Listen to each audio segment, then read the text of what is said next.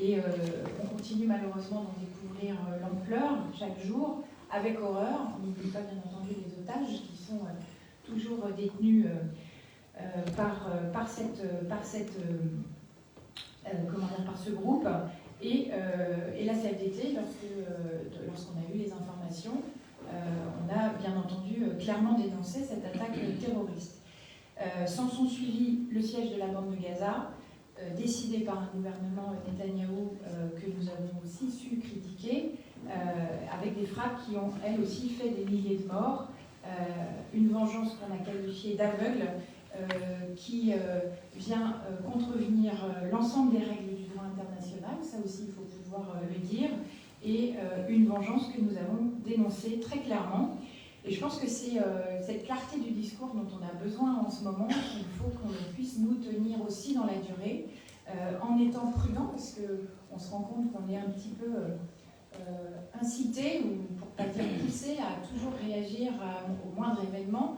Et il faut bien entendu pouvoir toujours avoir, alors c'est pas le recul ou la distance, parce que c'est humainement des choses qui nous touchent et toutes et tous de façon extrêmement différente, mais profonde et intime pour certains et certaines, mais que cette clarté, je pense que dans la période, c'est un impératif démocratique, que l'on puisse contribuer utilement au débat public. Et la ligne de conduite, si je puis dire, de la CFDT, c'est de se dire on ne peut pas avoir une indignation sélective, donc il faut pouvoir toujours dénoncer justement ce que l'on pense être injuste.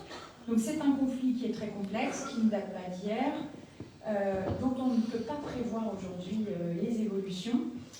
Et la CFDT, et moi, lorsque je m'interroge régulièrement sur ces questions, je n'ai surtout pas la prétention d'avoir les solutions de ce conflit. Mais on a quand même une responsabilité, je pense, toutes et tous, c'est de ne pas ajouter du chaos au chaos, et donc de pouvoir avoir un discours clair. Ce conflit, bien entendu, a un écho tout particulier en France, et c'est peut-être là aussi qu'on peut être pertinent et interroger sur la situation en France. Ce conflit renvoie à des histoires familiales personnelles, à une histoire collective dont les plaies ne sont pas encore refermées. Donc nous sommes, nous, très vigilants aux discours qui ont la tentation d'instrumentaliser ce conflit à des fins partisanes et aux discours qui peuvent parfois tordre l'histoire. En résumé, quand on dit ne pas ajouter de chaos au chaos, avoir un discours clair, c'est qu'aucun massacre ne peut excuser ou justifier un autre massacre. En France, et c'est l'objet aussi et la façon dont on a souhaité nous répondre à l'appel à la manifestation dimanche 12 novembre à l'initiative du président du Sénat et de la présidente de l'Assemblée nationale, il faut qu'on ait conscience que ce conflit souffle sur les cendres incandescentes de l'antisémitisme. Plus de 1000 actes antisémites ont été recensés en France, des actes qu'il faut donc bien sûr condamner sans retenue. À notre échelle, je pense que c'est par des paroles responsables que nous pourrons être entendus. Je pense qu'on a besoin de notre société d'appeler à de l'écoute, à de l'apaisement, et que c'est notre responsabilité d'être CFDT et de rester un acteur nuancé, ça ne veut pas dire qu'on n'est pas clair, ni engagé pour la paix notamment, et pouvoir porter cette parole. Un acteur responsable dans une société donc, qui est pas mal éprouvée, on a eu l'occasion déjà d'avoir plusieurs temps d'échange pour pointer les difficultés, les inquiétudes, voire même les enjeux autour de la défiance démocratique. Et cette actualité internationale, bien entendu, elle préoccupe les travailleurs et les syndicalistes que nous sommes, et elles viennent s'ajouter à des enjeux qui continuent encore et toujours, bien entendu, de nous mobiliser. Moi, je ne fais pas un déplacement sans entendre parler du pouvoir d'achat. Ça fait partie des priorités et des enjeux numéro 1 de la période. Alors moi, je dis pouvoir d'achat, et en fait, la question, c'est pouvoir vivre dignement de son travail.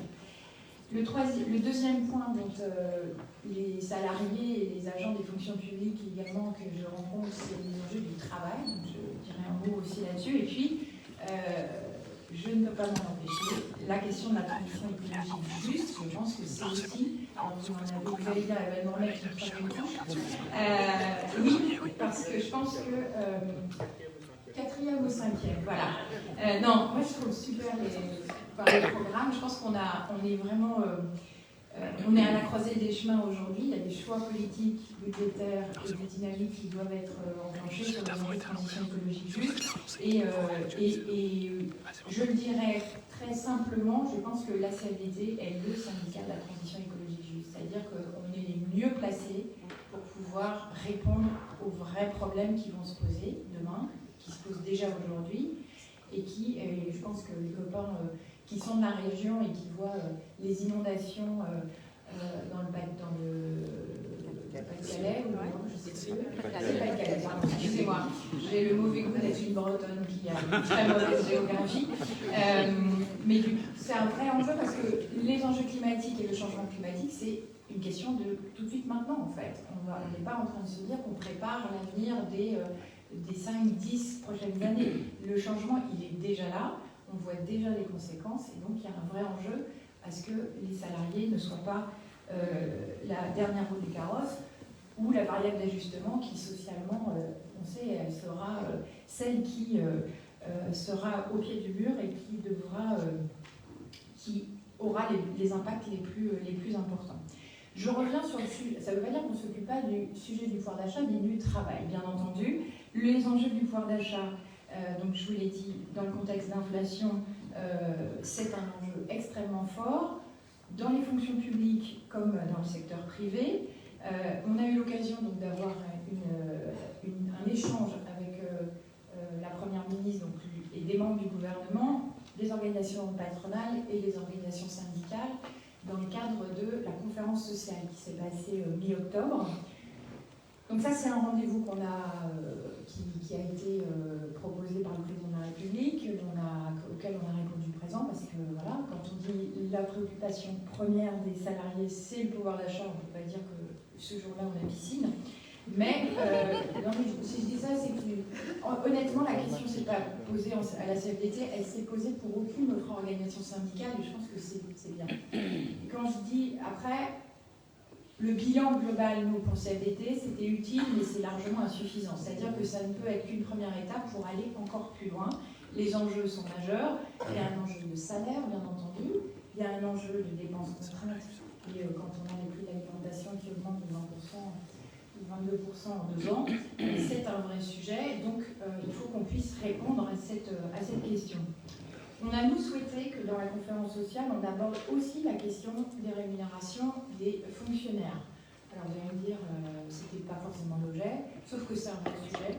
Ça fait 5 ans que les fonctionnaires n'ont pas eu d'augmentation du point d'indice et qu'on ne peut pas avoir une litanie d'employeurs publics comme privés qui se plaignent qu'ils n'arrivent pas à recruter. Il y a un vrai sujet d'attractivité, mais la première question à se poser, c'est est-ce que je paye suffisamment les salariés ou les agents des fonctions publiques? Et on a un vrai phénomène, en fait, de démission, y compris dans les fonctions publiques. On a tous vu une connaissance des difficultés de recrutement, notamment dans l'éducation nationale, pour la rentrée scolaire. Et la promesse de « il n'y a pas une classe sans un professeur », ça n'est pas une réalité, c'est un slogan politique qu'il faut pouvoir dénoncer. Donc, dans le public, on a obtenu, donc on l'a, nous, porté fortement dans la conférence sociale. La Première ministre nous a dit c'est pas l'objet de la journée, on a dit on le sait, mais on vous le dit quand même. Et donc, dans le public, on a obtenu l'ouverture des négociations salariales annuelles, ce qui n'est pas forcément le cas. Ce n'est pas forcément le cas jusqu'à maintenant, et aussi un gros chantier extrêmement important sur le déroulement des carrières.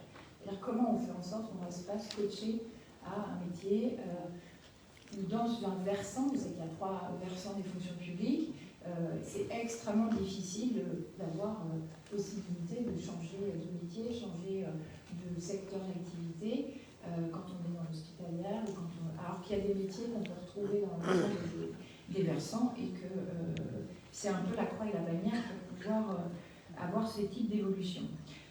Dans le secteur privé, il y avait donc bien entendu la question de bas salaire.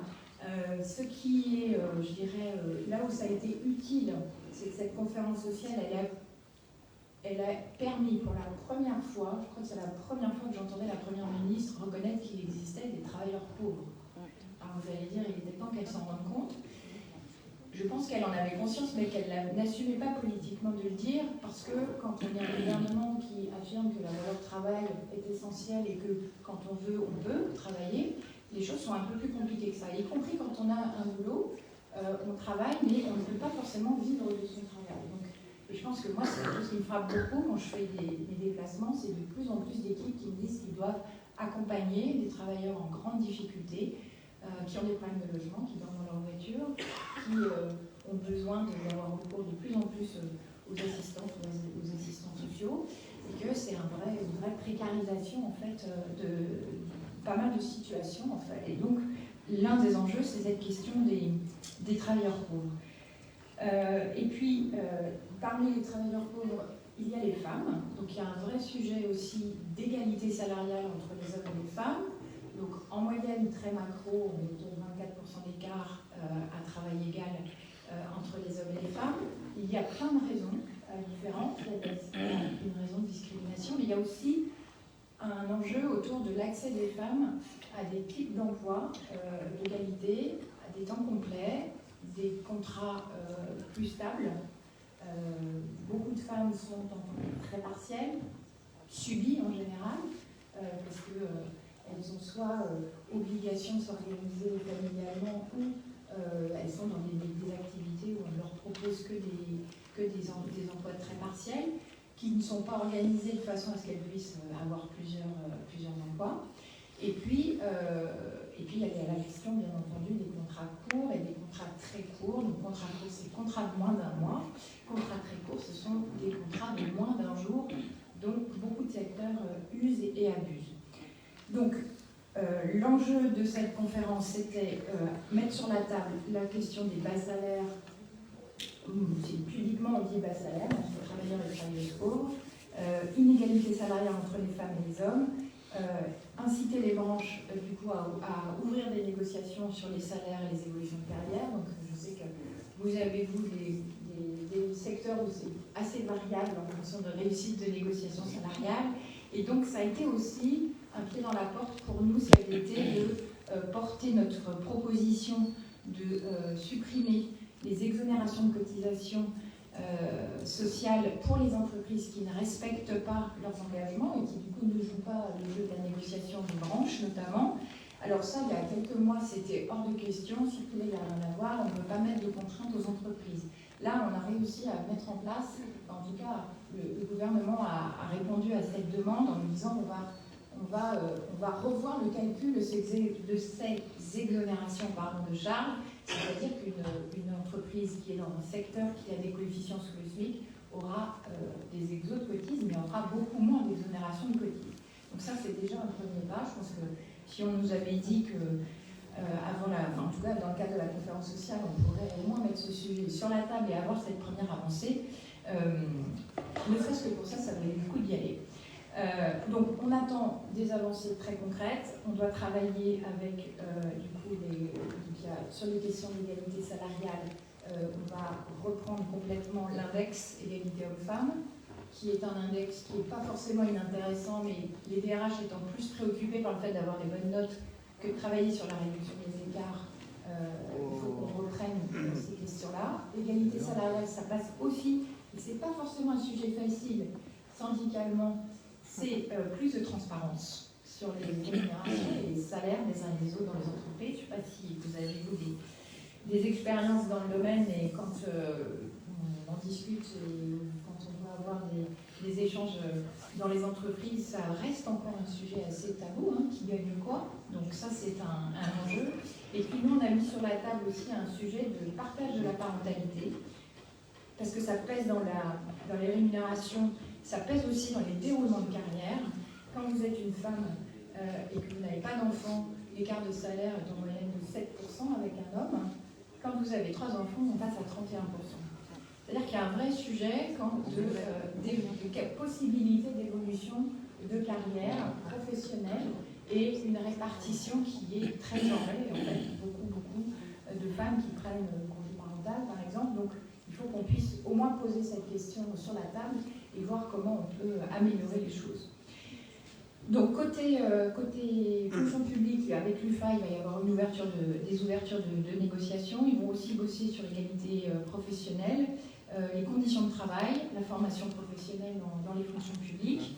Et puis nous, on va tirer aussi le fil de cette conférence sociale. On va aussi tirer le fil de notre mobilisation exceptionnelle de début d'année. Parce que si aujourd'hui, on va pouvoir entamer des négociations sur l'emploi des seniors, les conditions de travail, les parcours professionnels, les reconversions et le compte épargne-temps universel, c'est aussi, je pense, parce qu'on a su se mobiliser et dire on a un enjeu autour du travail en France. Il faut qu'on puisse mettre un certain nombre on a besoin d'avancer sur des choses concrètes.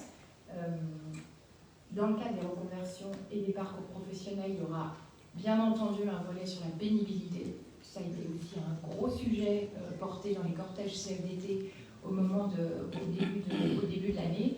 Et donc, on a des opportunités concrètes de pouvoir avoir des choses concrètes et de progrès à construire.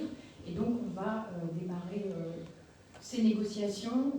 Là, aujourd'hui, on a eu Agir Carco, pour y revenir si vous voulez.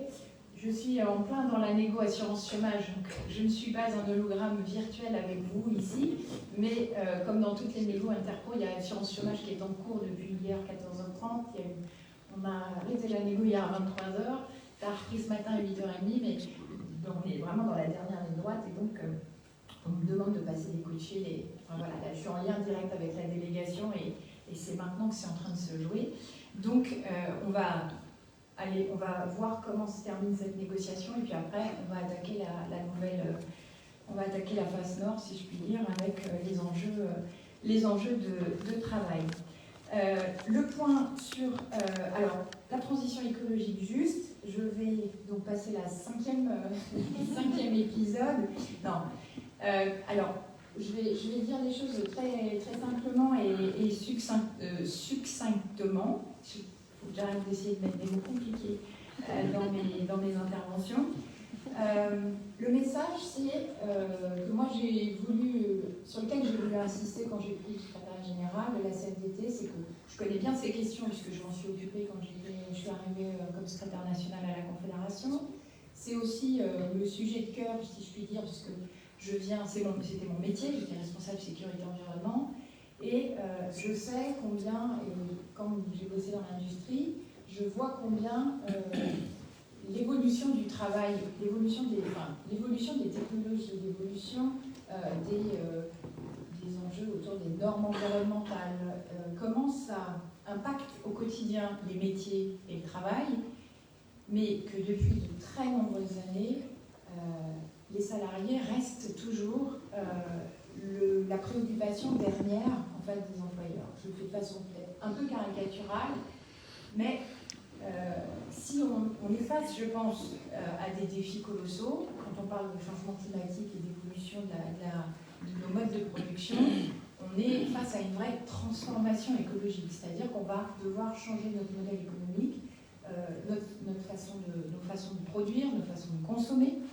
et que il y a une condition sine qua non pour qu'on y arrive, c'est de faire une transition qui soit juste, c'est-à-dire qu'on puisse s'appuyer sur les salariés pour mener cette transformation, et ça nécessite qu'on anticipe les choses, et ça nécessite qu'on prépare aussi les salariés et qu'on ne leur dise pas, comme on a eu dans certains secteurs, je pense notamment à l'automobile, quand vous passez du moteur thermique au moteur électrique, on estime qu'on passe pour 10 emplois, on arrive à 4 emplois.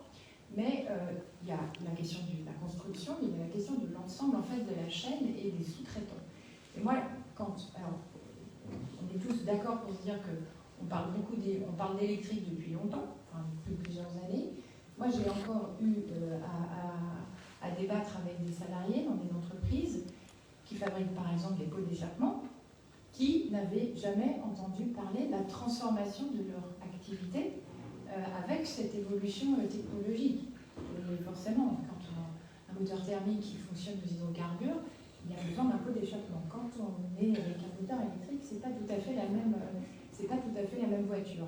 Et ça, je trouve ça insupportable, en fait. Je trouve insupportable qu'il y ait des salariés qu'on envoie comme ça au casse-pipe, alors qu'il y a des transformations qui vont les concerner directement et qui soient, eux, complètement mis de côté, ou en tout cas, on va se dire, bon, de toute façon, soit ils suivront, soit on les mettra en retraite anticipée, soit ils se démerderont pour trouver autre chose. Ça, c'est absolument inadmissible, et je pense que ça l'est d'autant plus qu'on est un pays où on a eu des grosses transformations industrielles. On est dans une terre minière, on sait ce que c'est que de fermer des mines. On a dans l'Est, qui était une terre de sidérurgie, on sait ce que c'est que d'avoir un territoire entier qui doit changer d'activité. Et ce qui est insupportable, c'est de se dire que les salariés, de toute façon, devront suivre ça et devront s'adapter. Si on ne les embarque pas, on va avoir des blocages normaux. Quand on explique à un salarié, de toute façon, ta boîte, si tu ne suis pas, tu n'as pas d'autre choix que d'aller chercher du boulot ailleurs, elle va fermer. Et ben c'est aussi tentant de suivre les discours du mais rien ne va bouger, on va se battre et les choses elles vont rester comme ça. Ça c'est aussi une vraie, c'est une réalité. Et puis je pense que c'est parce qu'on aura des salariés qui ont réussi à embarquer, qu'on aura pu anticiper, qui auront pu se former. Ça sera aussi la reconnaissance aussi de leurs compétences, de leur expérience, et c'est comme ça qu'on aura aussi une transition qui sera réussie, c'est-à-dire qu'on peut faire des salariés des acteurs de cette accélération. Voilà. Donc je suis convaincue. On a, quand je dis la CFDT, le syndicat de la transition écologique juste, c'est que ça fait très longtemps qu'on bosse dessus, et je pense que c'est anormal qu'on n'arrive pas à avoir plus de visibilité dessus. Et qu'on a besoin en ce moment aussi de porter cette voie-là, parce qu'il y a beaucoup de choses en fait qui sont en train de se décider. Vous avez peut-être entendu parler de la planification écologique. Donc on a des gens très bien qui font des très beaux tableaux Excel à Matignon, mais quand on leur parle de salariés, emploi, compétences, ils nous regardent avec des yeux ronds comme des soucoupes. Donc si nous, on ne porte pas cette parole-là et de dire les salariés sont là, il y a de l'humain, il y a besoin de formation, d'accompagnement, et appuyez-vous aussi sur ce qu'ils savent faire, de façon individuelle ou collective. On a des équipes qui se mobilisent aussi pour défendre des compétences collectives, faire des reconversions de sites en embarquant des collectifs de travail, c'est aussi extrêmement important. Et donc, si on ne le fait pas, en tout cas, on le fera de toute façon, mais je pense que c'est important que du coup toute la maison CFDT, elle soit aussi, elle soit derrière cette dynamique, dans cette dynamique même. Donc on a, quand je dis que ça fait longtemps qu'on bosse dessus, on a travaillé ces questions-là depuis de nombreuses années. Je vais pas vous donner de date, mais les enjeux autour des évolutions technologiques, des évolutions du travail, ça date de la fin des années 70. On a beaucoup porté les enjeux des transitions professionnelles. Je regarde Sophie qui était très au fait 2007 au Grenelle de l'environnement, donc ça commence aussi à dater. Quand on parlait de transition professionnelle, c'est-à-dire qu'on va connaître des évolutions technologiques, il faut aussi prévoir comment les salariés sont accompagnés, comment on anticipe ces adaptations. Et on porte aussi un regard critique sur ces adaptations et on décide de ce que l'on veut faire ou ne pas faire. En 2007, on nous regardait comme des extraterrestres, on dit mais de quoi est-ce qu'il nous parle? On a réussi dans l'accord de Paris de la COP21 en 2015 à inscrire les questions de transition écologique juste. Et je le dis en étant bien placée, puisque j'étais dans la délégation de la CSI à ce moment-là, ça a été obtenu grâce à notre investissement et d'autres organisations syndicales, mais on a beaucoup pesé pour ça. Donc maintenant, il faut le mettre en œuvre et il faut qu'on soit identifié comme tel. Je dirais que ça serait la juste reconnaissance de tout ce boulot depuis de nombreuses années. Et puis, je pense que les salariés, ils sont aussi... ça peut être une envie de rejoindre le syndicalisme et de pouvoir s'investir sur ces questions, donc c'est important. Donc on a un réseau confédéral qui s'appelle Au travail pour le climat, On a différentes initiatives qui ont été lancées. On a aussi un débat au Bureau national du mois de novembre pour lancer un manifeste pour la transition écologique juste. Donc voilà, on va continuer de se mettre en ordre de marche pour pouvoir porter cet enjeu et puis accompagner les équipes qui le souhaitent, qui sont partantes, qui veulent travailler, que ce soit à l'échelle d'une section, d'un syndicat, d'une filière. J'évoquais la filière automobile, on a eu un gros boulot de fait entre plusieurs fédérations et la Fondation pour la Nature et l'Homme et Syndex. On a aussi un travail sur la fibre du bois, de mémoire. Donc l'idée, ça serait qu'on puisse avoir une vision un peu dans tous les secteurs d'activité pour anticiper. Pour continuer, je vais terminer rapidement sur deux enjeux importants, plus internes. On continue de faire beaucoup de nouveaux adhérents et de nouvelles adhérentes. Donc je sais que la fédération est également en positif.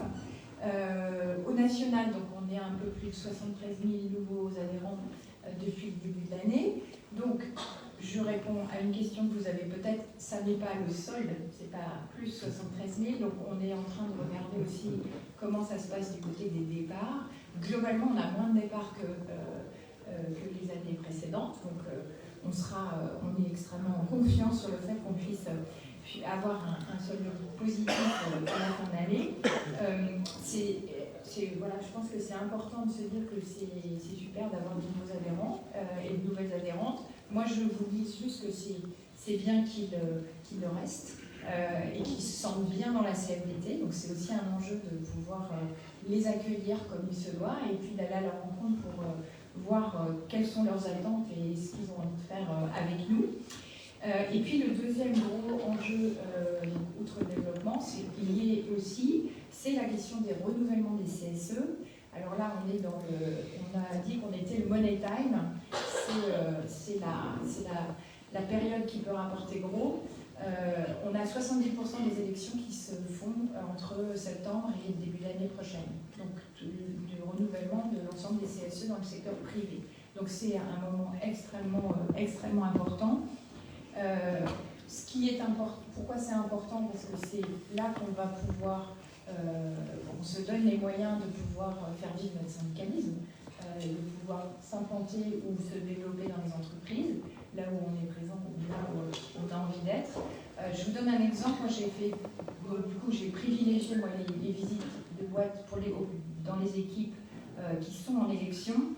En 15 jours, là, au mois de novembre, vous avez les élections de l'ensemble des industries électriques et gazières, donc EDF, vous avez tout Pôle emploi, vous avez tout Airbus, vous avez Orange, Capgemini. Donc voilà, ça vous donne juste, à ma petite échelle de ce que je fais comme tournée d'équipe, c'est des centaines de milliers de salariés qui vont avoir à voter pendant ces 15 jours. Et puis, bien entendu, c'est des moyens pour notre syndicalisme. Enfin, c'est une façon de s'ancrer dans les boîtes pour pouvoir faire vivre le dialogue social et notre syndicalisme. C'est aussi, c'est là qu'on joue notre première place, mes camarades, voilà, ni plus ni moins, puisque vous savez que la représentativité, elle est calculée sur à la fois les élections fonction publique et dans le secteur privé. Et je n'oublie pas non plus les chambres d'agriculture et la MSA, qui sera un enjeu. Alors là, pour le coup, je laisse la LGR, bien entendu, bien faire les choses. Je les vois qui soufflent. Mais c'est aussi un enjeu pour toute la CFDT. Voilà, il y aura aussi les TPE à la fin, les très petites entreprises à la fin de l'année 2024. Donc voilà, tout ça, c'est des moments importants. Et pour le secteur privé, c'est maintenant qu'il faut pouvoir se mobiliser. Donc ça a été un message extrêmement clair quand on avait notre université d'été à la fin du mois d'août. Moi, je l'ai demandé, et le Bureau national a aussi été en phase. Il faut que toute la maison CFDT soit en mode accompagnement des équipes qui ont leurs élections. En amont, même, c'est comment on donne un coup de main pour une négociation de protocole d'accords préélectoraux, pour remonter des listes, pour aller tracter, pour faire connaître la CFDT, pour remonter une campagne, voilà, tout ce qui est nécessaire et indispensable pour de bonnes élections. Et puis, alors, vous me direz, ça c'est une évidence, mais ça n'est pas tant que ça auprès de certaines équipes, c'est faire voter le jour, au moment du scrutin. On a un vrai sujet de la participation aux élections professionnelles, et c'est faire voter, bien entendu, faire voter CFDT. Ça n'est pas, on peut toujours le préciser, mais c'est aussi un rappel important à faire jusqu'au dernier jour du scrutin. On est dans la dernière ligne droite, et là je termine vraiment avec, c'est bizarre de le voir comme ça, elle est vraiment très très grosse cette photo. C'est le rendez-vous des syndicats. Donc on a entrepris une tournée du rendez-vous des syndicats, donc on va terminer d'ici la fin de l'année. On fera un premier point d'étape en OBN de janvier, je crois. Donc ça, c'est rendez-vous a été pris au congrès de 2022. On déroule comme c'était prévu, ou presque. On a eu 6 mois début 23 où ça a été un petit peu plus compliqué que ce qu'on avait pu anticiper en 2022, mais on tient ce rendez-vous. Et puis, un dernier point aussi qui me tient à cœur, c'est des expérimentations qu'on a commencé aussi à lancer. Ça, c'était prévu dans la résolution de 2022 du Congrès confédéral. C'est lancer des expérimentations sur les collectifs de projets. Alors, je ne sais pas si vous en avez entendu parler. C'est permettre à des adhérents, des militants qui soient de différents syndicats de pouvoir se retrouver autour d'un projet commun local, très local et territorial. Et donc on a quelques équipes qui se lancent aussi dans ce type de projet. En fait, on se retrouve parce qu'on a envie d'agir ensemble sur un sujet précis. Et moi, je trouve que les premiers, il y a quelques projets qui ont été lancés. De ce qui ressort pour le moment, c'est en fait des choses qui fonctionnent, des formes d'action qui fonctionnent bien. Parce qu'en fait, on est sur un objet précis, on est sur une durée déterminée, et donc ça a permis, y compris à des adhérents qui n'ont pas forcément envie de prendre un mandat, de s'investir dans la CFDT sous une autre forme et pour une durée qu'ils choisissent. Et je pense que ça peut être intéressant de voir comment ça se monte, et qu'est-ce que ça produit, et de pouvoir ouvrir le champ des possibles avec l'idée que chacun a sa place à la CFDT, mais qu'on peut s'engager de façon diverse et variée en fonction de ses envies. Et je pense que ça, c'est important dans le militantisme. Merci beaucoup, et je vais rejoindre mes camarades pour la suite.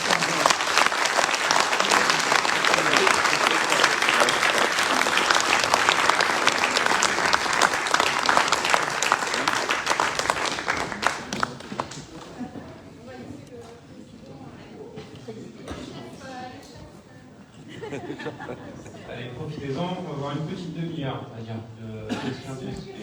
Non, parce que voilà, lui va regarder une demi-heure.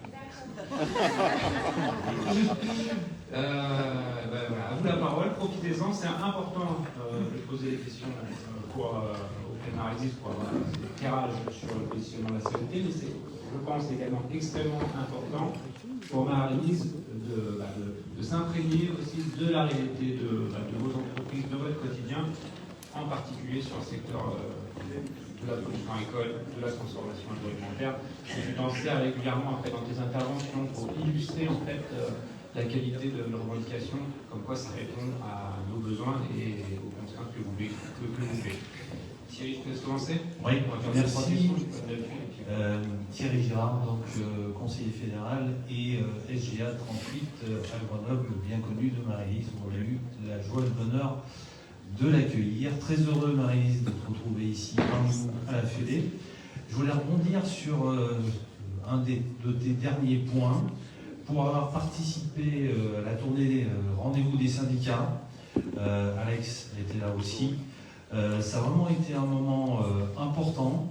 Et Alexandre nous disait d'ailleurs dans sa réponse aux syndicats en fin de matinée, d'après lui, ça faisait une vingtaine d'années que ça n'avait pas été fait. C'est vraiment quelque chose d'appréciable pour les syndicats. Alors c'est issu effectivement de la résolution de Lyon. Donc ça veut dire que si ça doit se poursuivre, et tu évoquais le fait qu'au Bureau national, vous alliez débattre et faire un peu tirer le bilan, de mon point de vue, c'est vraiment quelque chose d'intéressant et d'important, dans la mesure où c'est rare que l'on arrive à avoir dans une même réunion l'interpro. Alors on parle souvent de nos deux jambes, voire la troisième si on rajoute la confédération, et c'est important et ça a été vraiment apprécié d'avoir ce temps d'échange conf, fédé et URI. C'est pas quelque chose de commun, et du coup moi j'insiste vraiment sur l'utilité et l'intérêt de ce temps d'échange, et je souhaite que dans la prochaine résolution, ou voilà, à travers d'autres formats, tu évoquais aussi ce qui a été voté lors de la résolution sur des moments autour de thématiques avec les adhérents, les militants. Il faut vraiment poursuivre ce travail où on fait quelque chose de commun. Moi, je souhaite vraiment qu'on puisse continuer. Ça a du sens, de l'intérêt. Donc, merci en tout cas au syndicat de la CFDT d'avoir voté dans ce sens pour la résolution. Et merci et bonne suite.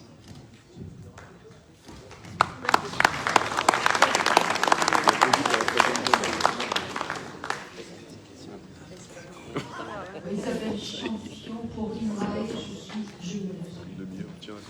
oui, pour INRAE, l'Institut National de Recherche Agronomique, qui s'appelle maintenant, avec dedans agroalimentaire, environnement et tout ce qui s'ensuit. Et donc, merci d'être venu, Et puis, une petite question sur l'actualité, l'immigration, la démographie française et l'intérêt d'intégrer des gens sans papier, dans des boulots où ils travaillent déjà dans une condition existante.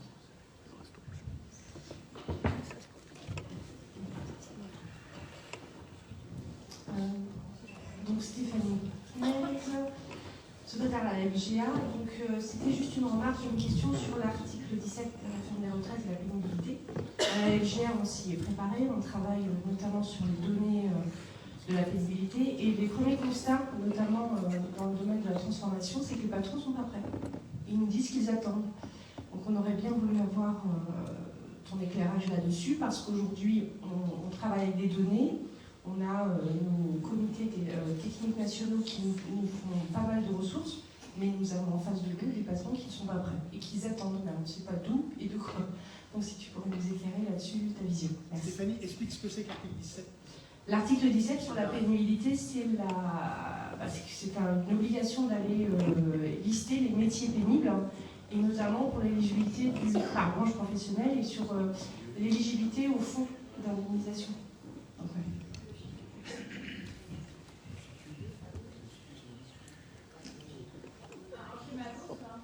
Alors, bonjour Alice. Je vais être rapidement en fait. Olivier Loca, donc secrétaire fédéral en charge du pilotage de certaines branches de l'agroalimentaire. Et on a une vraie question aujourd'hui. On parlait de renouvellement générationnel, sur l'adhésion des jeunes, des parcours professionnels. Et la question qui revient là de plus en plus, et depuis la loi travail, donc notamment, c'est sur le cumul des mandats. Donc, si on veut en dire de mots, je sais que la COP est attentive à ce sujet, mais voilà, merci.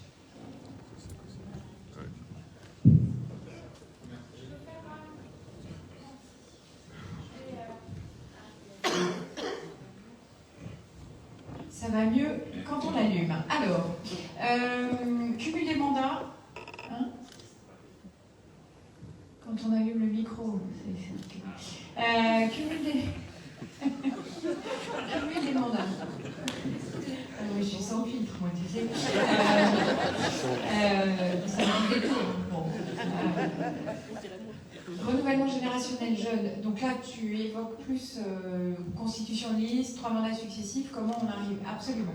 Alors, il n'y a pas une occasion, en tout cas, il n'y a pas une rencontre avec Elisabeth Borne où je ne lui en parle pas. On avait listé 11 points d'évolution des ordonnances sur le dialogue social en entreprise, donc on revient régulièrement à la charge. Il y a même des sujets comme le cumul, l'arrêt c'est pas la question du cumul des mandats, pardon, c'est le nom, pas plus de 3 mandats successifs. On a consensus syndical avec les autres organisations, c'est un sujet sur lequel on a travaillé, on est d'accord pour dire il faut le faire sauter, il faut qu'on trouve... Alors, à chaque fois qu'on a l'occasion, on le porte. Je l'ai dit, y compris à la conférence sociale qui était sur les salaires, mais on est revenu aussi là-dessus. À ce stade, on est... alors, je ne pense pas que ça soit un point complètement... je pense que c'est un point sur lequel le patronat serait prêt à discuter, parce qu'on a aussi des retours de DRH, et vous les avez probablement aussi, qui disent mais nous on est inquiets parce qu'on a des militants qui sont en CSE, qui du coup couvrent beaucoup plus de champs, ça nécessite du temps, ça nécessite de l'expérience, et en changer comme ça au bout de 3 mandats c'est compliqué. On n'a pas encore réussi à trouver le moyen de pouvoir le mettre sur la table. Néanmoins, il y a une ouverture avec le patronat qu'on va essayer de saisir prochainement, puisque j'ai évoqué les sujets seniors, pénibilité, etc. Ça, c'est l'agenda qu'on a défini, où le gouvernement nous a fait une lettre d'orientation, en disant, voilà, parce qu'ils ont l'intention de légiférer, il y aura un projet de loi au début 2024, donc ils nous demandent de négocier avant.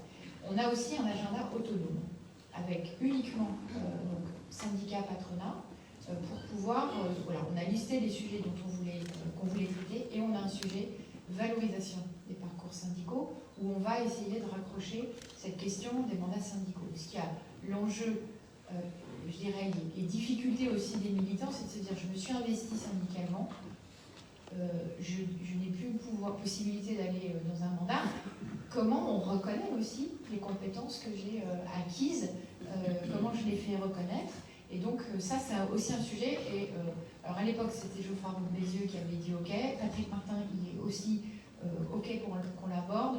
Donc on a un agenda un peu chargé là, mais d'ici début d'année 2024, c'est un moment aussi qu'on va saisir pour pouvoir mettre la question du renouvellement générationnel et des mandats syndicaux et la reconnaissance des parcours. Donc, on va aborder la question de la pénibilité. Moi, je suis d'accord avec toi. On parle de pénibilité. Les employeurs me disent l'usure professionnelle prématurée. Voilà. Mais c'est pas... parce qu'en fait, tu dis qu'ils sont pas prêts, mais en fait, ils veulent pas. Moi, je pense qu'ils ne veulent pas parler de cette question. Comme ils n'ont pas... moi, j'ai souvenir, en 2003, réforme des retraites, on devait ouvrir une négociation interprofessionnelle en septembre 2003. Il y a eu des années de négociations, on a essayé, c'est blocage total. Donc, moi, ce que je pense, c'est que les patrons, ils jouent la montre et ils attendent de pouvoir. En fait, alors, pour donner peut-être quelques éléments d'éclairage, il y a un fonds d'indemnisation, fonds interprofessionnel, prévention de l'usure professionnelle. Ah oui, le FIPU, prévention de l'usure et les banques professionnelles, mais FIPUP. Donc ce fonds-là, c'est 200 millions d'euros par an qui sont fléchés de la caisse accidentelle maladie professionnelle vers la prévention. Comment on fait en sorte que les entreprises qui font des efforts et qui ont besoin de financer de la prévention, elles puissent bénéficier de fonds. Ça, c'est pour des listes de métiers que définissent les branches. Et en fait, il y a, à ma connaissance, aucune branche qui a commencé à négocier. Alors, comme c'est un sujet dont ils ne veulent pas, je pense qu'il y a eu un mot d'ordre national, personne ne bouge sur cette question. Et le risque, en fait, c'est que ce fonds, il ne soit pas fléché vers ceux qui ont des vrais projets et qui en ont le plus besoin, mais que ce soit fléché à un moment à ceux qui demandent et qui sont les spécialistes d'aller chercher du pognon, voilà, alors qu'ils n'en ont pas forcément besoin. Donc, moi, j'entends du coup que dans le secteur, probablement d'autres secteurs, c'est le cas. On va revenir à la charge sur cet article 17 et la façon dont il est mis en œuvre. Sur les... alors, rendez-vous des syndicats, je partage Thierry, c'est un moment important. C'est des moments importants parce que toutes les organisations, toute la CFDT en fait se retrouve et on se retrouve sur des problématiques qui vous concernent directement, les syndicats. Et ça, moi j'en ai fait pas mal avant le mois de juin. C'était En fait, ce que j'ai retenu, c'est que les responsables de syndicats, oui, ça faisait longtemps qu'on avait pas pris du temps pour parler de nos problèmes et d'essayer de trouver des solutions en commun. Donc c'est un moment important, utile, et il y aura aussi un retour vers les syndicats. Je ne sais pas encore, on va travailler sur la forme, la façon dont on peut aussi partager tout ce qu'on a, entendu, tout ce qu'on a collecté. Donc ça fait partie aussi des choses qu'il faut qu'on compile. On va faire un retour au syndicat et puis après on passe au plan d'action, on se dit collectivement comment on avance.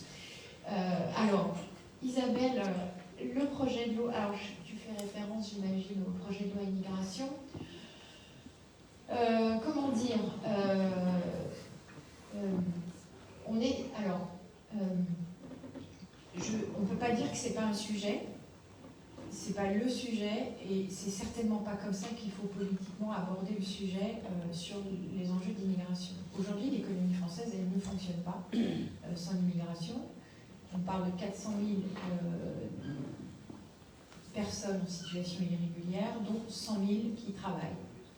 Et si elles travaillent, c'est qu'il y a des employeurs qui ferment les yeux, qui ne demandent pas les papiers, ou des travailleurs qui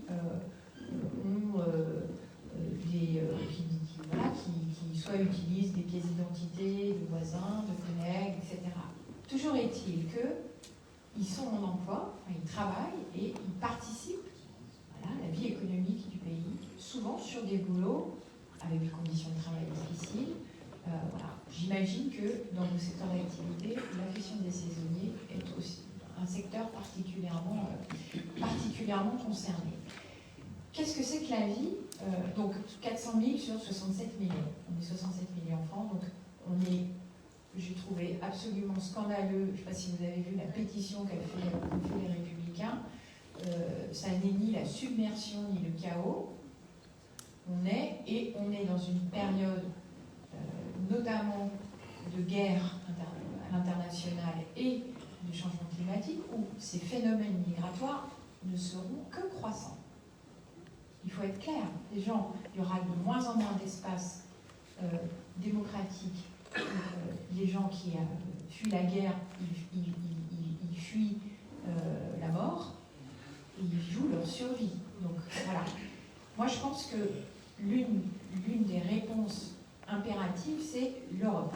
La question de la régulation et de la façon dont on se met d'accord à l'échelle européenne pour accueillir dignement, de façon répartie et, j'allais dire, harmonieuse, mais en tout cas juste, et que l'on puisse faire ce travail d'accueil digne pour des gens qui fuient, qui eux, pour le coup, fuient le chaos, le vrai chaos. Donc en France, on a cette proportion, 400 000 personnes en situation irrégulière, 100 000 qui travaillent. 100 000 personnes qui travaillent, c'est-à-dire qu'elles vont tous les jours bosser, mais qu'elles rasent les murs de leur ville pour aller bosser parce qu'elles n'ont pas de papier. Au moindre contrôle, elles se font choper. C'est centre de rétention et éventuellement procédure d'expulsion. Éventuellement, ça dépend les situations sont très très différentes. Et moi, je pense que c'est d'une hypocrisie totale parce que vous avez des personnes qui travaillent, qui cotisent, mais qui n'ont aucun droit, et n'ouvrent aucun droit à la retraite. Elles peuvent parfois ne pas avoir de carte vitale, parce qu'on a un État, l'URSSAF prélève sur ce qu'est leur rémunération, mais ils n'ont jamais accès. Donc moi je trouve que c'est totalement c'est ubuesque, c'est totalement anormal d'une part, et ce sont des personnes qui ont une utilité, c'est-à-dire que, enfin, je ne veux pas dire que il y en a qui sont inutiles, c'est pas du tout, je vais reprendre ma phrase, c'est-à-dire qu'elles participent à la vie économique. Et bien souvent, je dis, sur des métiers où c'est extrêmement compliqué d'avoir en termes d'horaire, de conditions de travail, etc. Donc, vous avez des secteurs entiers qui, sans les personnes issues d'immigration, les personnes étrangères qui demandent à être régularisées, ou des métiers entiers, des secteurs entiers qui ne pourraient pas vivre. Vous prenez la restauration région parisienne. Vous prenez les secteurs de la sécurité privée, du nettoyage, enfin voilà. Donc, on est dans un... Alors là, pour le coup, on est parti dans l'irrationnel, de mon point de vue, politiquement, dans les débats sur le projet de loi immigration, puisqu'au détour de loi immigration, il y avait plusieurs choses qui ont été posées. Tel que ça a été adopté par le Sénat, je le dis comme je le pense, c'est une honte absolue. C'est-à-dire qu'on est sur un projet de loi qui, initialement, je vous rappelle, avait été porté par Gérald Darmanin et Olivier Dussopt, qui voulaient mettre une branche sociale pour reconnaître faciliter en fait la reconnaissance des travailleurs sans papier régularisés dans ce qu'on appelle les métiers en tension. Donc faire une liste de métiers et de dire pour un an vous aurez un titre de séjour de manière plus facile. Aujourd'hui vous prenez tel que le texte de loi tel qu'il a été adopté par le Sénat, ça n'existe plus, voire ils ont durci les critères de régularisation, alors qu'on voulait nous les assouplir parce qu'ils sont quand même extrêmement exigeants. Il faut 5 ans de présence sur le territoire français, au moins 8 mois au plus court, c'est de 8 à 24 mois d'exercice du travail. Donc on demande aux gens d'avoir bossé 2 ans de façon illégale quand même. C'est quand même ça, d'être sans papier pendant 2 ans, et puis à ce moment-là, on accepte de les régulariser. Donc, donc ça a été durci. Au passage, ils ont modifié en profondeur le droit du sol. Donc, un enfant né en France de 2 parents, étrangers, de 2 parents étrangers, peut accéder à la nationalité à partir de 18 ans. Aujourd'hui, avec ce qui est passé là, il faudra qu'il en fasse la demande et qu'il réponde à un certain nombre de critères. On est sur une refonte totale du droit du sol. Et le 3e point dont vous avez probablement beaucoup entendu parler, c'est l'aide médicale d'État, qui est une aide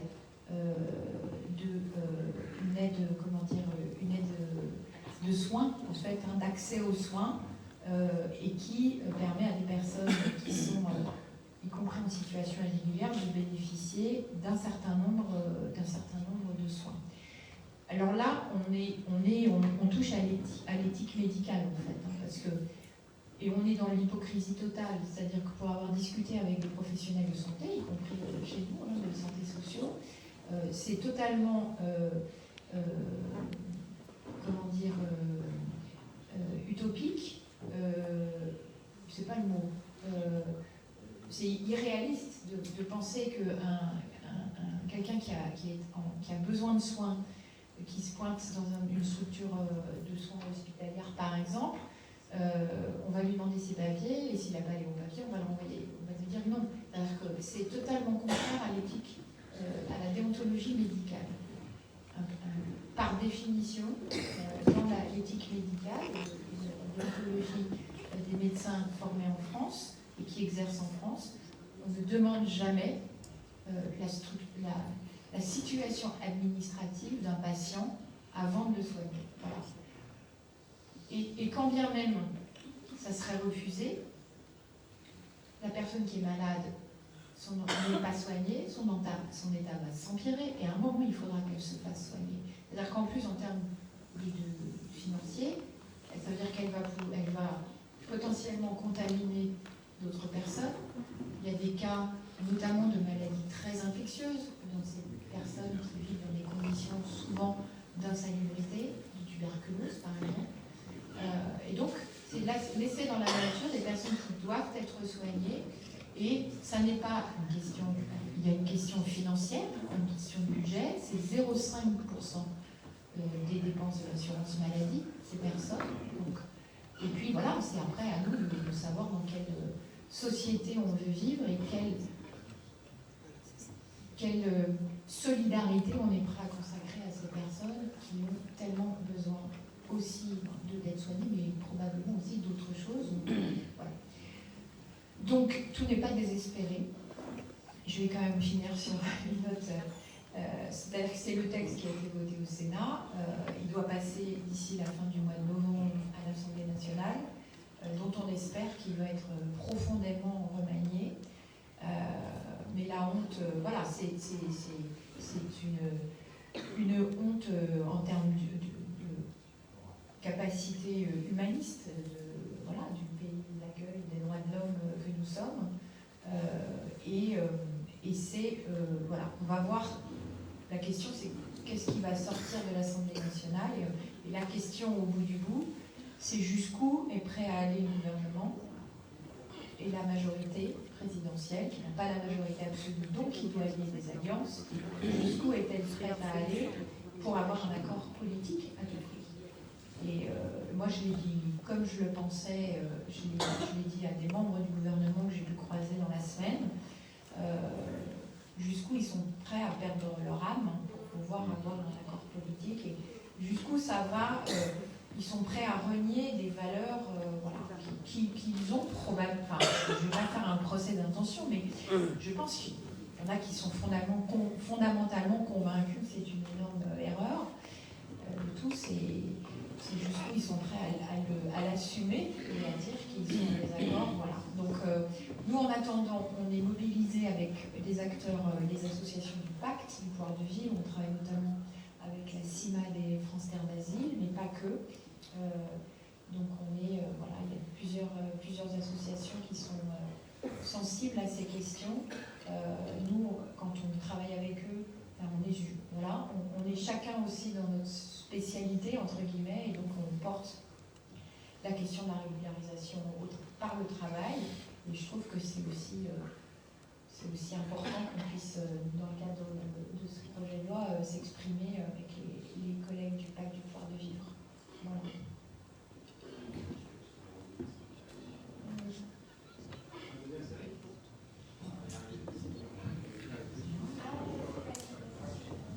Alors très rapide, et juste pour illustrer ce que tu évoquais sur l'article 17. Alors en ce qui concerne la LGA, la plupart des branches, dès le mois de juin, en fait, ont demandé l'ouverture des négociations.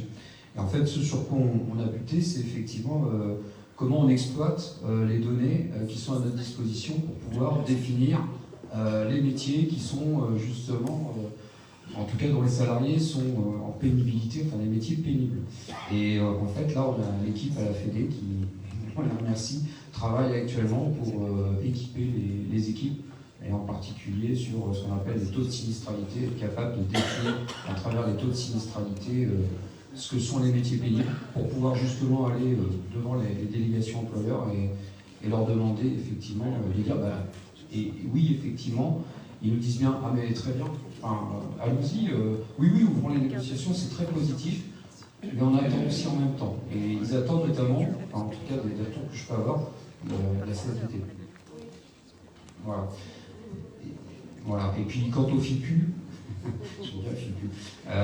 au FIPU, effectivement, on a la MSA et qui reprend un certain nombre de dispositifs concernant le FIPU, concernant la prévention. Alors je vais éviter les acronymes parce que voilà. Il y a juste une petite difficulté, en tout cas sur la MSA, me semble-t-il, et c'est à creuser, c'est que le FIPU propose par exemple des dispositifs tels que l'abondement des comptes de formation ou encore les transitions, ce qui n'est pas prévu par la MSA. Et c'est peut-être effectivement sur ces dispositifs-là qu'on avance. Et puis sur l'immigration, merci. Merci. Et je me permets juste que nous rapportent les immigrés aussi en termes de compétences, et en particulier dans l'agriculture. Je suis à peu près certain que nos amis et camarades d'Afrique du Nord ou d'Afrique subsaharienne ont des domaines de compétences qu'on n'a pas encore, mais dont on va avoir besoin avec ce qui nous attend, c'est-à-dire non pas le changement climatique, mais le bouleversement climatique. Merci. Marie-Christine. Alors, Isabelle Ouedraogo, moi je suis donc secrétaire fédérale et je suis élue à la Caisse centrale. Donc, je fais partie du groupe MSA, Caisse centrale MSA, et du groupe Protection sociale. Je voulais intervenir sur deux thèmes. D'abord, effectivement, le sujet de la migration et, en tout cas, au niveau de l'agriculture, de tout ce pan de salariés saisonniers où qu'on fait venir par avion et par accord venant du Maroc, de la Tunisie et qui des fois ne repartent pas, mais pourquoi pas. d'autres qui interviennent dans le cadre d'activités d'entreprises internationales et ne sont pas déclarées dans leur pays d'origine, ont des conditions de travail qui peuvent être à la limite de l'esclavage ici sur les exploitations. Voilà, donc ça peut être aussi ça, le travail dans les exploitations agricoles et notamment le travail saisonnier. Et puis en parallèle, on entend donc nous avec Thierry pour les côtoyer dans les conseils d'administration des différentes caisses de MSA, les agriculteurs qui nous disent les salariés ne veulent plus travailler en agriculture parce qu'ils ne veulent plus travailler. Voilà. Donc c'est l'attractivité des métiers de notre champ fédéral, avec des fois des niveaux de rémunération qui sont en dessous le SMIC. Alors effectivement, on a un régime professionnel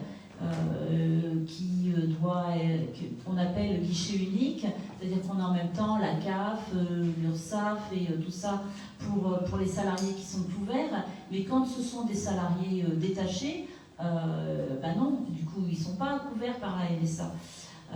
Voilà, donc il y a à la fois le côté positif du modèle du régime professionnel et aussi les petits travers qui peuvent être la composition de la gouvernance et puis le fait aussi qu'on est tous les 5 ans en période d'élection.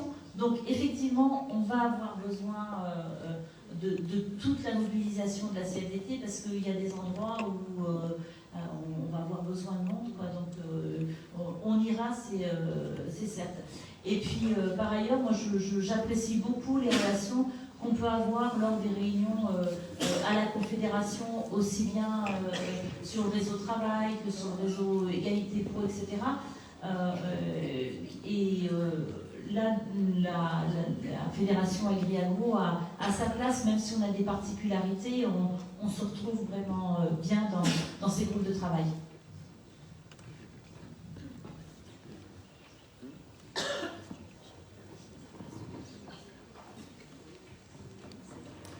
Marie-Christine Langue-Gazier, conseillère fédérale et secrétaire générale adjointe du ministère de l'Agriculture de Sbaglik, pour section ASP, Agence de services et de paiement.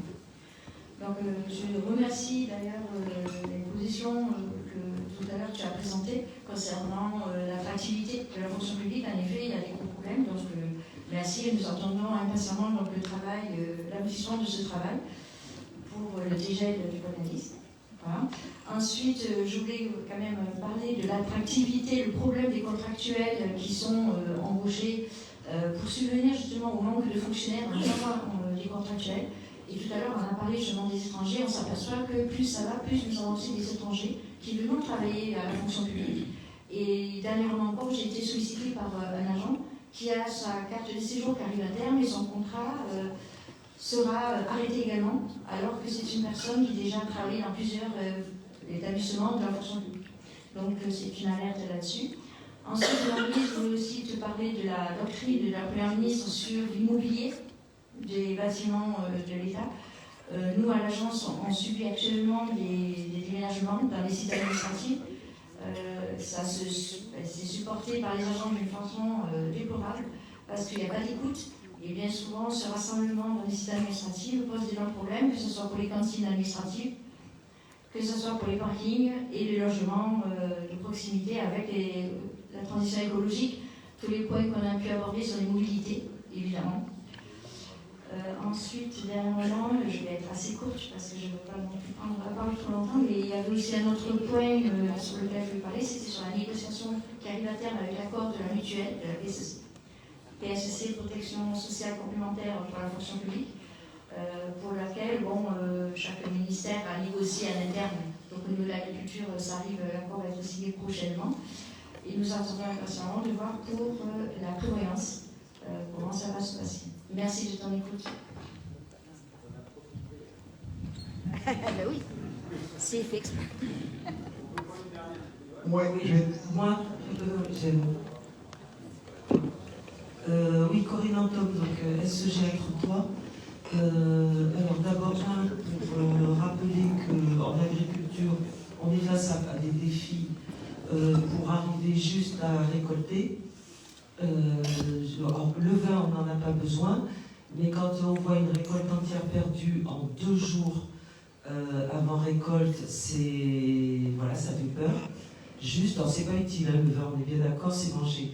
La forêt, et bien que s'étendant, est actuellement en danger parce que les arbres en fait vivent moins longtemps. On a des problèmes de durée de vie. Et tout est comme ça un petit peu là-dedans. On sait qu'on ne peut pas compter sur la recherche, ça, ok, c'est fait, mais il va peut-être falloir comme ça préparer les gens à avoir faim. Donc mentalement, il faut peut-être quand même préparer. L'autre chose, je sais que j'ai une voix qui n'est pas la même, mais je ne suis pas d'accord sur le fait de demander l'annulation du non-renouvellement de mandat au bout de 3 ans consécutifs. D'accord ? Je pense que ça nous a nuit trop longtemps par des gens qui étaient installés dans une fonction, pour quelque raison qu'elle soit, même des bonnes raisons, que ça n'a jamais favorisé le passage de compétences, et que l'on peut passer des compétences de différentes façons. Et il n'y a pas que un mandat CSE, il y a des mandats interpro qui ont de la peine à trouver des compétences également. Et je pense qu'on ferait mieux qu'il y ait un sujet d'inquiétude aujourd'hui parce qu'on bascule sur un fonctionnement auquel on n'avait pas l'habitude, mais je crois qu'il vaut mieux faire évoluer la société que ça. Et si les DRH se sont inquiets sur les compétences des salariés en face, nous par contre sur le terrain, nous sommes très inquiets du manque de compétences des DRH. C'est vraiment, c'est stupéfiant, j'ai jamais vu ça. Merci. Je suis d'accord avec ça, mais pas avec la recherche. Je suis d'accord avec tout, sauf avec le vin. Juste, je vais être très rapide, hein, Pascal venait de demander. Juste une question, tu as évoqué le CET universel, quand tu parles de temps universel. C'est un très beau projet, mais c'est vrai qu'on en entend parler, mais on ne sait pas trop quelle est la méthode que va proposer la CNDT. Et moi, je voulais évoquer quand même de faire attention à ne pas faire un cadeau au patron par une orientation vers une monétisation, parce qu'il y a beaucoup de patrons qui aimeraient bien se libérer de ces heures qui leur coûtent de l'argent tous les ans au travers des augmentations annuelles et puis aussi des évolutions de carrière. Et attention à ne pas faire comme le CPF, qu'on puisse perdre pour les collègues. Voilà.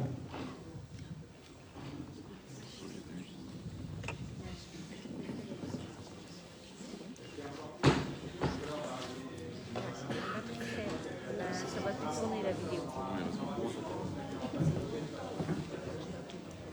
Bonjour. Oui, juste une question sur le premier thème sur lequel tu es intervenu, sur l'Ukraine. Lors de la déclaration de guerre en Ukraine il y a 2 ans, vous aviez organisé une collecte auprès des syndicats pour la coopération internationale pour l'Ukraine. Ça avait été une expérience très intéressante de discuter de sujets internationaux dans les conseils de syndicats.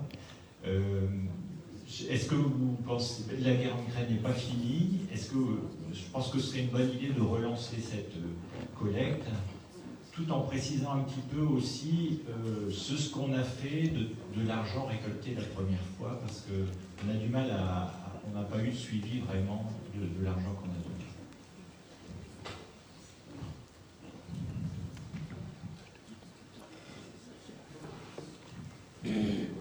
Alors, je vais commencer par l'Ukraine.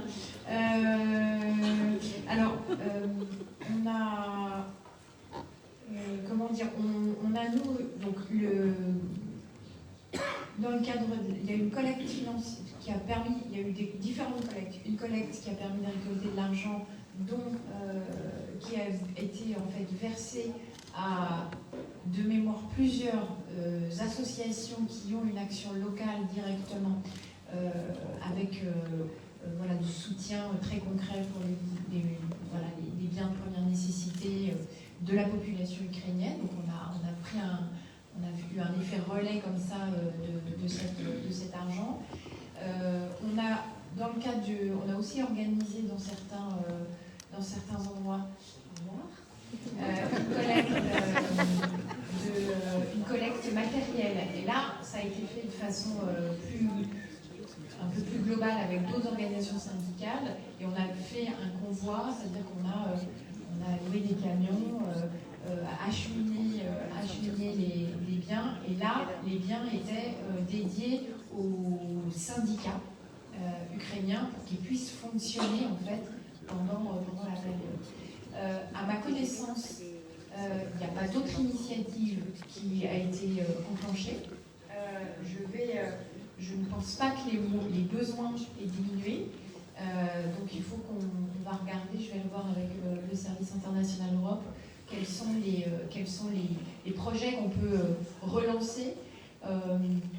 Derrière ta question, moi j'entends, peut-être que je me trompe, mais en tout cas ça fait écho avec le risque d'oubli en fait de ces populations et de se dire le conflit s'enlise, le conflit continue et malheureusement une actu peut en chasser une autre et il faut qu'on reste voilà. Ce que je sais, c'est qu'on a nous toujours des liens puisque j'ai rencontré les syndicats ukrainiens au mois de mai au congrès de la Confédération européenne des syndicats, ils étaient invités et je sais qu'on a nous un secrétaire confédéral qui travaille sur cette région du monde et qui a des liens régulièrement avec les syndicats. Et c'est plus voilà, une question de coopération intersyndicats que solidarité avec les populations civiles qui peut être comment dire, poursuivie. Alors, le compte épargne-temps universel, on en entend parler effectivement. On en parle depuis un moment à la Confédération et dans la CFDT, dans la Confédération, au moment des congrès confédéraux, on a eu plusieurs temps de discussion. Et on a, voilà, à part le fait que le gouvernement nous dise vous le mettez vous ouvrez une négociation sur ce compte épargne-temps universel, on n'a pas eu beaucoup plus de cadrage. Si ce n'est que, comme tu le dis, mais la question n'est pas tant de faire un cadeau au patron, c'est que dans la vision que peut avoir à ce stade le gouvernement, c'est bien un compte épargne-temps qui doit pouvoir être monétisable. Donc, mais comme tu dis, comme le CPF, mais ça c'est leur vision, ils le dupliquent, en termes de temps de formation, ça doit pouvoir être monétisable. À ce stade, pour eux, ils souhaitent qu'il puisse y avoir pas forcément une monétisation intégrale, mais que ça puisse être dans le cadre de la négociation. Donc nous, on sera particulièrement vigilants, parce que le compte épargne-temps universel, c'est un compte où on stocke des jours qui suivent le salarié ou l'agent des fonctions publiques. C'est pour ça qu'on veut que ce soit universel et que ça ne concerne pas que le secteur privé. Et que ce compte-temps, c'est comme si vous aviez un sac avec du temps dedans, des jours des jours à poser, et que ça vous suive partout en fonction des entreprises, des administrations. Donc on est sur quelque chose. Alors, comment on voit la négo je le dis sans... nous, on a pas mal avancé et réfléchi à ce dispositif. On est un peu tout seul. J'en ai parlé avec les homologues des autres organisations syndicales. Ils m'ont dit, mais qu'est-ce que c'est que ça on ne voit pas... Enfin, voilà. Puis c'est un truc très CFDT, donc négocier, c'est un truc ça va pas forcément... c'est pas forcément dans nos priorités. Et donc, moi, la façon dont je pense qu'il faut qu'on apporte la négociation, c'est qu'on négocie sur les grands principes, qu'on se mette d'accord justement sur monétisation. S'il y a monétisation en partie, on fera en sorte que ce soit le moins possible. Et tu vois, on a imaginé un compte épargne-temps monétisable, par exemple, en cas d'un salarié qui décède, qui a un compte épargne-temps. Qu'est-ce que ces jours deviennent? On peut imaginer, pour les ayants droit, ça peut être important, une partie en monétisation, une partie, on a nous envisagé, qu'il y ait aussi un compte de solidarité, parce qu'on ne pourra pas forcément tous avoir accès au même nombre de jours, et puis il y avoir des situations exceptionnelles où il y a des salariés qui auront besoin de dons de temps. Voilà. C'est un peu je ne sais pas si vous arrivez à me suivre, mais ça peut être très complexe. Donc c'est un compte qui suit les personnes et pas qui est attaché à un contrat de travail. Et on veut que ce soit géré par une structure extérieure, neutre, et paritaire pour le coup, on aimerait bien, et que du coup ça ne soit pas tributaire d'entreprise. Et là on pourrait faire ce fonds de solidarité, voilà. Je pense que dans la négo, alors si les organisations syndicales, les autres sont un peu loin du ballon, côté patronal, ils ne sont pas forcément très demandeurs non plus. Donc il faut qu'on regarde comment... moi l'idée, je pense que la bonne stratégie de la négociation, ça va être de poser des principes et de voir comment on construit brique par brique en fait, parce qu'on est sur quelque chose d'extrêmement... ça va être, important dans la vie des salariés et des agents des fonctions publiques, mais ça va être assez compliqué à mettre en œuvre, donc il ne faut surtout pas qu'on bâcle le truc en se disant, voilà, on veut une négo avec... le risque, c'est qu'on vienne avec une liste longue comme le bras et qu'on soit hyper déçu. Mais du coup, comment on gratte et on grappille des avancées et qu'on se dise, le coup d'après, on pourra cranter telle et telle avancée. Voilà. L'enjeu aussi, outre la monétisation, c'est comment on fait du compte épargne universel. On ne fait pas de ce compte un moyen de gérer les fins de carrière. Parce qu'en fait, on se rend compte qu'il y a beaucoup de salariés qui ont des CET, qui stockent du temps, qu'ils ne prennent pas, ou alors pour uniquement partir plus tôt. Et l'idée du compte épargne universel, c'est du temps pour moi, tout au long de ma vie, tout au long de ma carrière, et sur des temps que je choisis pour me former, pour un projet perso, parce que j'ai ma famille qui évolue, j'ai des jeunes enfants, parce que mes parents vieillissent, il faut que je sois proche aidant. Alors là, ça peut être des moments de la vie où on aura besoin de temps, et on fait vraiment, on définit des temps choisis, et pas... Et il y aura des gens il y aura des salariés qui décideront de mettre ce temps-là pour partir plus tôt. Mais il ne faut pas que ça soit uniquement ça. Et donc, je pense que c'est une petite révolution en fait, qu'on est en train d'essayer qu'on démarre. Donc ça va nécessiter du temps et on sera prudent sur la façon dont on pose les règles de départ. Corinne, tu donnes à voir la réalité de ce qu'est dans le milieu de l'agriculture, les effets directs du changement climatique. Je ne sais pas s'il faut se préparer à avoir faim. En tout cas, il y a un enjeu, mais je pense que vous en avez parlé aussi, des enjeux de changement d'habitude alimentaire. C'est important. Alors, je n'ai pas d'idée sur les débats de la recherche ou pas sur cette spécialité. Moi je trouve courageux que tu nous dises, moi je suis contre la suppression des 3 mandats successifs. Ça a été la position qu'on a défendue quand il y a eu les ordonnances, c'est pas là-dessus qu'on s'est battu, on était plutôt à défendre, on avait privilégié les représentants de proximité, les questions de santé au travail. On a eu le débat au congrès de Lyon. Il y a eu un amendement et on a décidé de changer notre position. Et donc, c'est celle que je défends aujourd'hui. Marie-Christine, écoute, moi j'ai noté...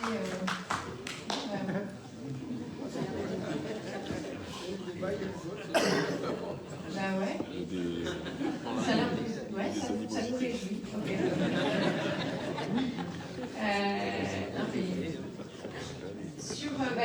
Moi, je vois aussi que la complexité de nos organisations, c'est qu'on peut avoir il y a la MSA dans le champ de la FGA, il y a des spécificités, il y a du ministère de l'Agriculture aussi, évidemment. Donc moi, comme tu le pointes, la négociation sur la protection, PSC, protection santé complémentaire, c'est ça. Elle est importante. Je ne sais pas si les copains plateforme du secteur privé se rendent compte de l'avancée de cet accord qui prévoit une véritable amélioration de la couverture en droit sur la complémentaire santé des fonctionnaires. Donc je sais que c'est un accord unanime et que le prochain chantier, c'est effectivement la prévoyance. Moi, j'ai toujours, on parle beaucoup parce qu'on a obtenu la généralisation de la couverture santé, c'est quelque chose d'extrêmement important.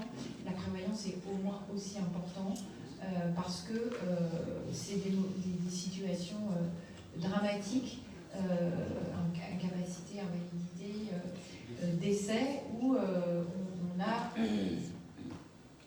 c'est des cas moins nombreux, entre guillemets, mais où les situations peuvent avoir des effets extrêmement lourds sur la situation des personnes et de leur famille. Donc c'est aussi extrêmement important qu'on puisse le demander. Au passage, nous, c'est aussi une des demandes qu'on a fait dans le cadre de la conférence aussi sociale, c'est qu'il y ait une meilleure couverture des contrats courts au régime de protection sociale, complémentaire santé ou prévoyance. C'est-à-dire que quand vous avez un contrat court, il y a beaucoup de secteurs d'activité qui prévoient des conditions d'ancienneté et que quand vous enchaînez les contrats courts et qu'ils ne sont pas cumulatifs, vous ne remplissez jamais ces conditions, donc vous n'avez pas accès au régime de branche. Et